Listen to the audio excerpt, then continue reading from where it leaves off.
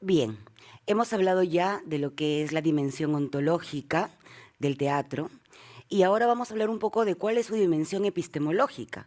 Es decir, empecemos por definir que epistemología es el estudio del conocimiento o ciencia del conocimiento, que estudia básicamente el pensamiento como constructo, digamos, de ideas que se genera. No olvidemos que logos viene de discurso, epistemología, de la parte de logía viene de logos. Entonces, es el estudio del constructo este de ideas, pero también es el estudio de cómo se genera este constructo de ideas. Es decir, estudiamos el conocimiento como objeto y el proceso de adquisición del conocimiento. Entonces, esto en líneas generales. Pero ¿de qué hablamos cuando hablamos de epistemología teatral?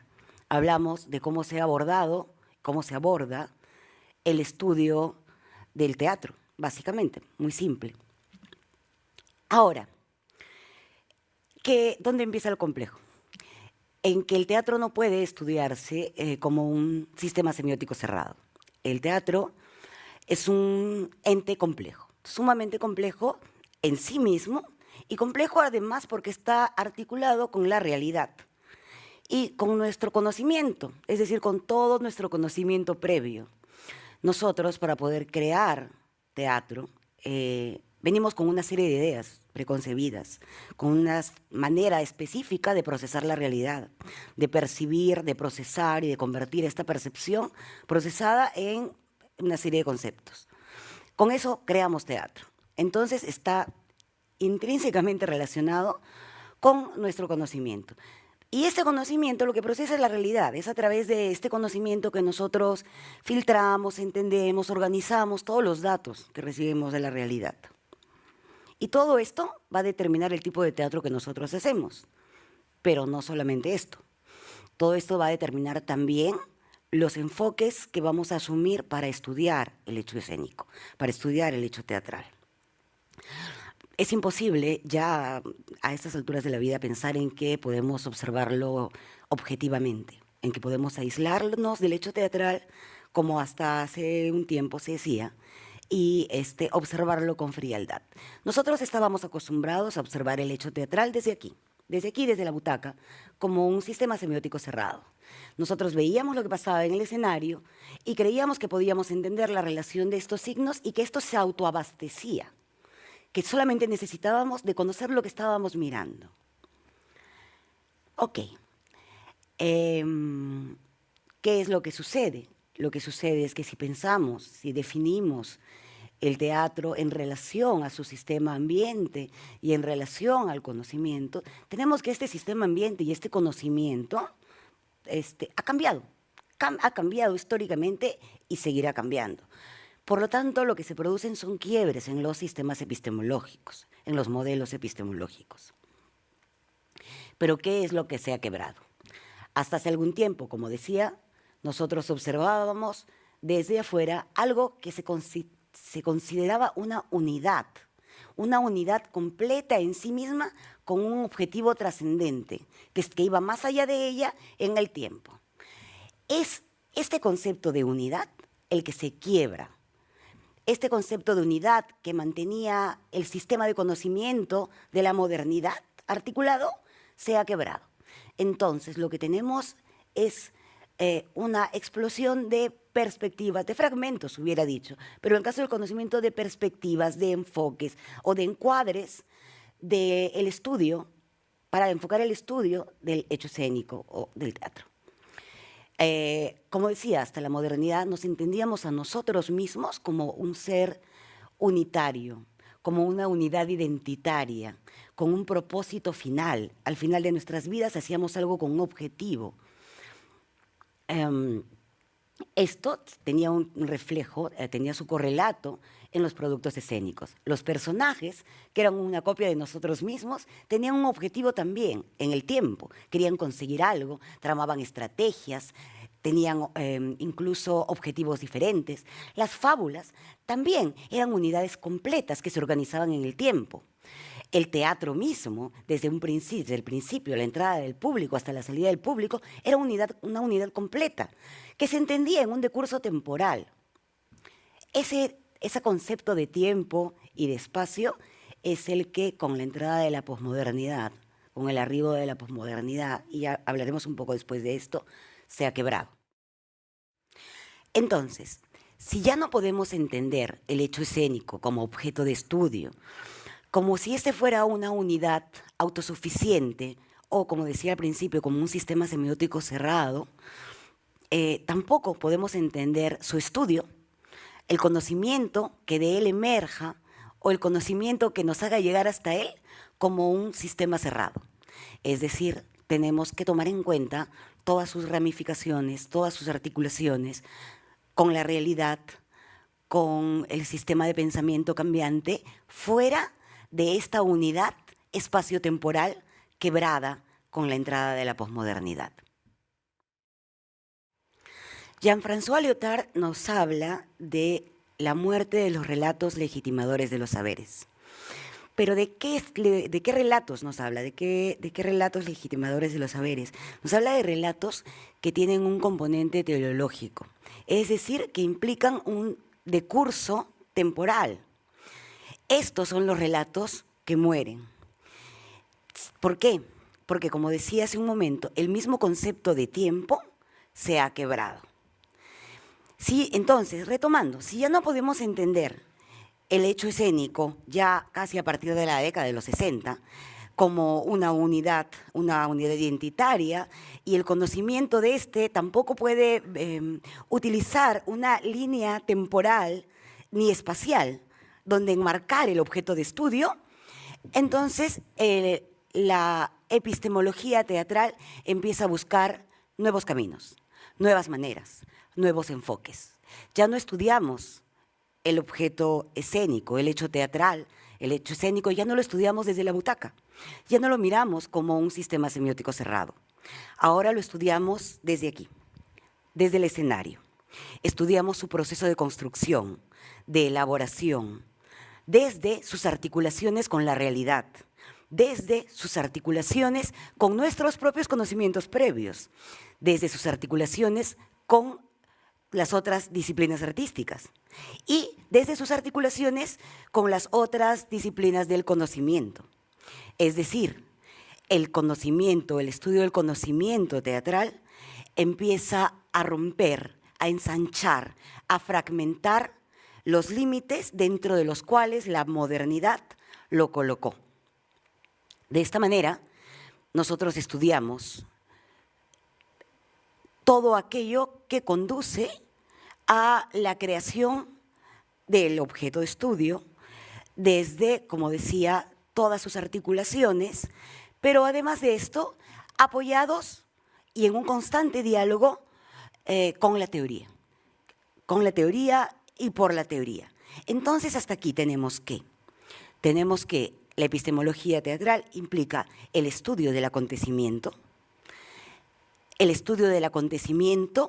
con todas sus articulaciones, el estudio del acontecimiento en cuanto a la construcción del artificio, el estudio del acontecimiento como evento que involucra en una experiencia al espectador, el estudio del acontecimiento como la puesta en cuerpo o la encarnación de un proceso de pensamiento, el estudio del acontecimiento escénico desde las articulaciones de este cuerpo y el pensamiento de este cuerpo sobre su realidad en relación a todo aquello que rodea este cuerpo.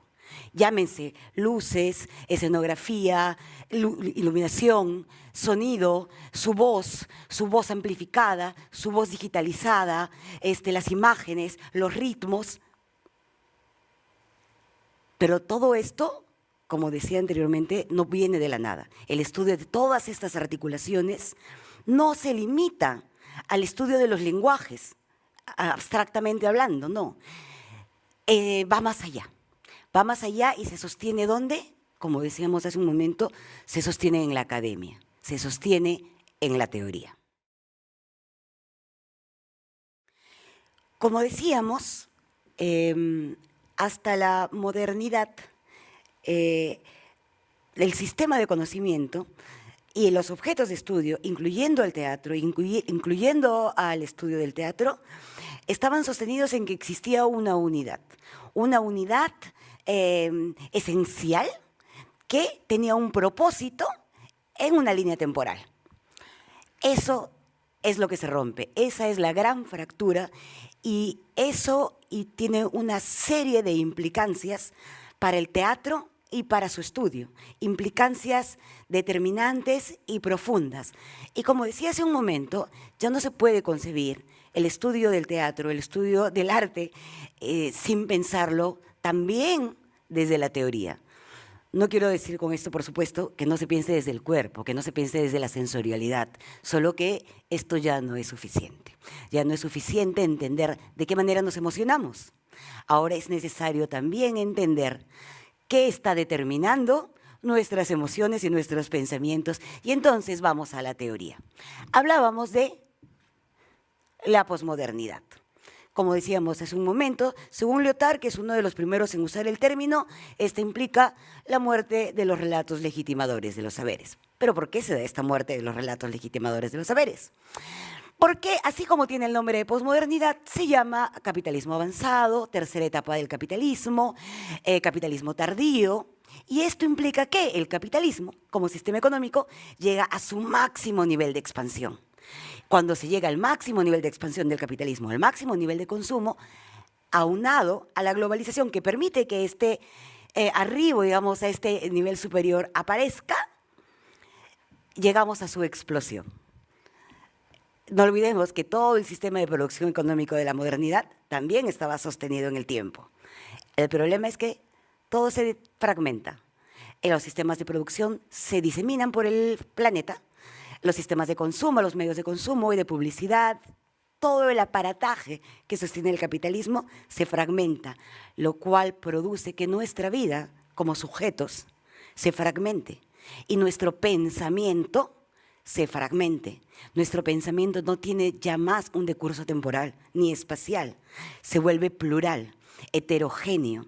Nuestro pensamiento mismo se vuelve producto de una hibridación. Nuestro pensamiento sufre el mismo proceso que los procesos económicos. Se disemina en el espacio y se fragmenta como línea temporal. Eso le sucede a nuestro pensamiento, independientemente de que sea pensamiento en relación al arte escénico. Ahora, si el arte escénico mismo, creado por nuestro propio pensamiento, porque hay que entender que nosotros creamos desde nuestro sistema de pensamiento, también está fragmentado. Entonces vamos a observar un objeto fragmentado, plural, hibridado, heterogéneo, desde un pensamiento plural, hibridado, fragmentado y heterogéneo. Esto tiene que modificar la epistemología teatral necesariamente, ya que hablamos de procesos de pensamiento. Y para eso vamos a entender por qué y de qué manera es que esto se vuelve plural, heterogéneo, fragmentado. Y nos vamos a apoyar en dos grandes teóricos. Nos vamos a apoyar en Jameson, que habla de los productos culturales, de los objetos culturales que produce la posmodernidad, explicando que estos tienen su origen en una ruptura de la cadena significante o ruptura de la cadena de significantes, entendiendo como significante la forma externa, llámese palabra, objeto, gesto, sonido, la forma externa de un significado. Vamos a entender que desde la lingüística podemos hablar como de significante en tanto el sonido, ¿no?, de la palabra, no así desde el teatro. Entonces, ¿cuál sería el significante teatralmente hablando? ¿Cuáles serían los significantes? Pues, como acabo de decir, todo aquello que le dé una forma externa a un significado. Entonces, ¿qué es lo que dice Jameson? Si la cadena de significantes, vamos a pensar en el lenguaje, está organizada en el tiempo. Yo organizo una frase, tiene una palabra primero, otra después, la clave está en después, la siguiente después, la siguiente después. Esa cadena de significantes, llámense palabras, están organizadas en el tiempo. El tiempo que sostiene esta ligazón, esta trabazón de esas palabras para obtener un sentido final, se fragmenta. Y si ese tiempo se fragmenta, estos significantes pierden esa trabazón que les da significado, que permite que podamos organizar un sentido con esta frase. Entonces, las palabras quedan diseminadas en el espacio. Habla Jameson de una serie de presentes continuos. presentes plurales. Es decir, ya no podemos organizarnos como pasado, presente y futuro. Ya no existe el pasado, presente y futuro de la frase. Por lo tanto, tampoco existe el pasado, presente y futuro del sujeto. Y tampoco puede existir, por lo tanto, el pasado, presente y futuro del hecho escénico o del acontecimiento teatral. Y, por supuesto, tampoco el del pensamiento en relación al hecho escénico. Eso nos pone en grandes complicaciones. Por un lado, tenemos la teoría de Jameson que nos dice que el objeto está fragmentado. Hasta ahí vamos con el objeto. Pero no solamente es eso. Derrida nos dice, por su lado, que tenemos que remover los centros.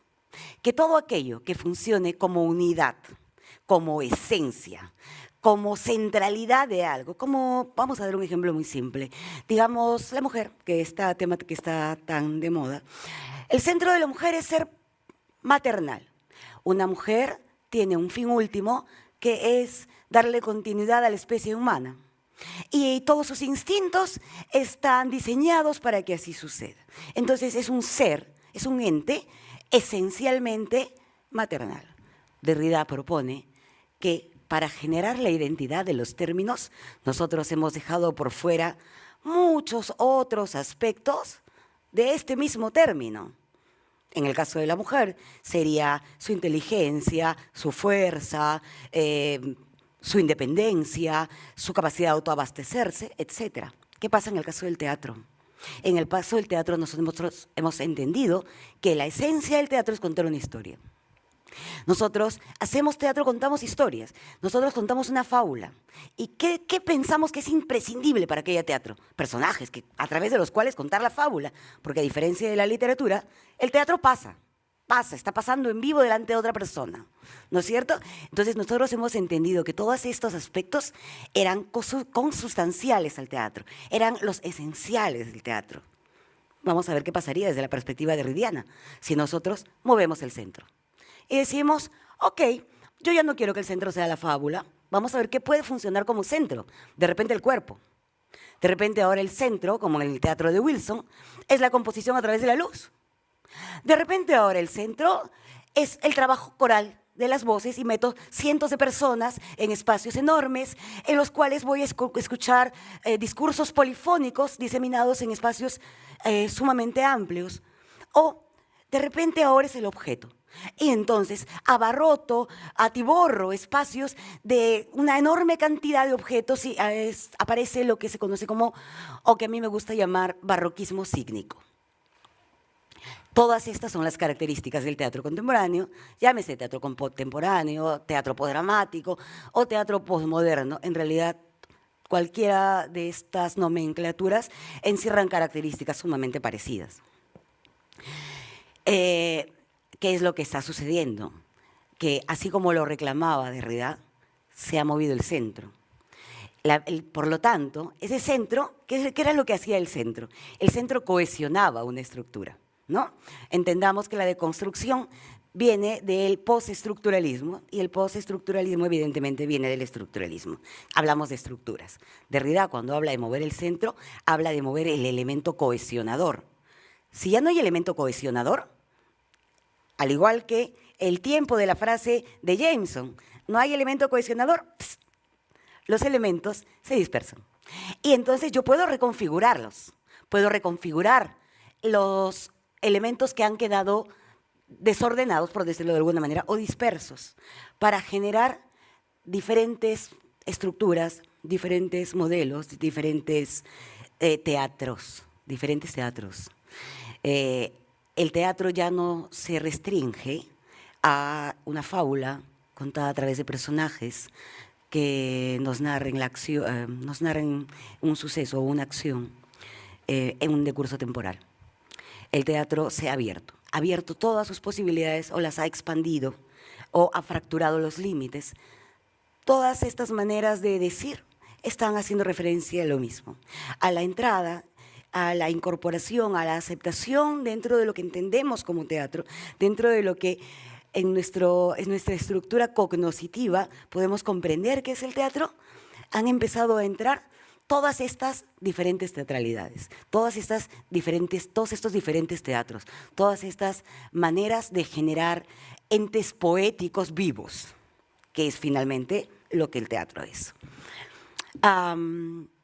Entonces, ya sea porque el tiempo está quebrado y entonces, entonces las unidades se fragmentan, o porque estén descentradas y por consecuencia también fragmentadas y diseminadas, lo que tenemos es la imposibilidad de la unidad. La imposibilidad de la unidad en el tiempo y la imposibilidad de la unidad en el espacio. Como producto de la explosión del objeto mismo y de su estudio, tenemos que empezar a entender que hay algunos fenómenos que han empezado a incorporarse dentro del hecho teatral. Y estamos hablando de la expansión de los límites y de la liminalidad como proceso de aceptación, digamos, o de permeabilidad, digamos, de estos límites hacia otras realidades que nosotros habíamos excluido del hecho escénico, ¿no? Nosotros teníamos que la performance era una cosa que no era teatro, o el multimedia era una cosa rara, así extraña, el happening, ¿no? Todo eso salía del teatro. Cuando nosotros volvemos esos límites permeables, los empezamos a incorporar y empezamos a usarlos como parte de lo que se hace en el escenario, como parte de lo que es el teatro, como diferentes teatralidades. Y esto pone en relieve dos características, que son la interactividad y la medialidad. Son dos aspectos del hecho escénico y de su estudio que hay que tener en cuenta en la epistemología teatral contemporánea. Cuando hablo de interactividad, no hablo de que el actor le hable al espectador o que lo suba al escenario, o que le dé papelitos para leerlos. Hablo de una real interactividad a nivel de los procesos internos de los entes poéticos y a nivel de la estructura de las escenas. Y por otro lado, obviamente también a nivel de los procesos globales. Es decir, el nivel de interactividad es menor o mayor, ciertamente, puede ser trabajado en menor o mayor medida, pero es uno de los aspectos que más están siendo tomados en consideración. Es la interactividad entre lo que sucede adentro y lo que sucede afuera, entre lo que sucede adentro y lo que sucede afuera, entre lo que sucede adentro y lo que sucede afuera. Son los diferentes niveles de interactividad. Y con respecto a la medialidad, que probablemente sea lo más complicado de asumir, por lo menos desde la perspectiva de sus estudios, igualmente, ¿no? Hay diferentes niveles y formas de medialidad. En principio, hay que pasar por entender que todo, en la realidad, todo, absolutamente todo, está mediado. No existe aquello que no esté mediado, ya que no tenemos acceso a lo real directamente. Tenemos acceso a una imagen de ello, lo que conocemos como realidad, más no a lo real. Entonces, partiendo de la premisa de que todo está mediado a través del lenguaje o de los lenguajes, vamos a entender que cuando hablamos del hecho escénico y cuando hablamos del estudio del hecho escénico, los procesos de mediación son un poco más complejos, porque es una mediación que es estructurante, tanto para el hecho de la construcción del objeto escénico, del acontecimiento. Esta mediación es estructurante. Por ejemplo, si hablamos de medialidad en el sentido más simple, multimedia, ¿ya?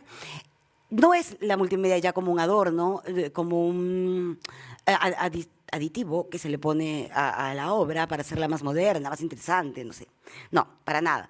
Si no estructura lo que está pasando en la pantalla a lo que está pasando en vivo, a lo que está pasando a nivel del suceso del ente total y completo, si no lo estructura, es accesorio, ¿no? Entonces, estamos hablando de una medialidad que sí estructura. La que está sucediendo ahora es estructurante. Pero si hablamos de la medialidad, por ejemplo, de la teoría para la construcción del hecho escénico, también estamos hablando de un acercamiento estructurante de la teoría hacia el hecho escénico. Voy a volver al punto donde empezamos. El estudio del acontecimiento teatral, el estudio del hecho escénico, requiere entender su complejidad.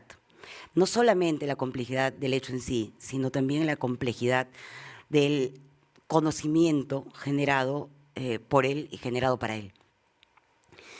Entonces, para sintetizar, la teoría se vuelve un medio de creación estructurante. La teoría no solamente nos sirve para estudiar el hecho terminado, concluido, externo a mí. La teoría me sirve para entender todos mis procesos creativos, para generar nuevos procesos creativos. La teoría genera el hecho escénico y el hecho escénico genera la teoría. La teoría o el conocimiento no es ya accesorio, ya no es como el video que adorna la escena para que sea, no sé, más contemporánea o más teatral. No, se vuelve un elemento estructurante, se vuelve un elemento interactivo. El conocimiento se vuelve interactivo y estructurante del mismo hecho escénico, al tiempo que el hecho escénico se vuelve interactivo y estructurante del conocimiento. Todo esto, todo lo que acabamos de ver, se genera a partir de la fractura de los límites de la unidad. Como podrán ver, todo esto tiene que ver con que yo integro, permeabilizo estos límites, integro elementos externos, como diría Derrida, yo reintegro al término lo que para generar la identidad del término le ha sido removido. Le reintegro el conocimiento, su capacidad creativa, su capacidad de generar hechos poéticos, entes poéticos. Le reintegro al arte su capacidad estructurante de pensamiento. Le reintegro y lo reintegro y en esta unión aparece esta pluralidad, esta heterogeneidad de la que hablábamos, porque no hay una sola manera en la que esta retroalimentación suceda. Hay 1.000.000 de maneras en las que esta retroalimentación va a suceder. Y entonces es que aparece, como decía hace un momento, lo heterogéneo, lo plural, lo hibridado, tanto en relación a los hechos como en relación al conocimiento que producen y que es producido por y para ellos.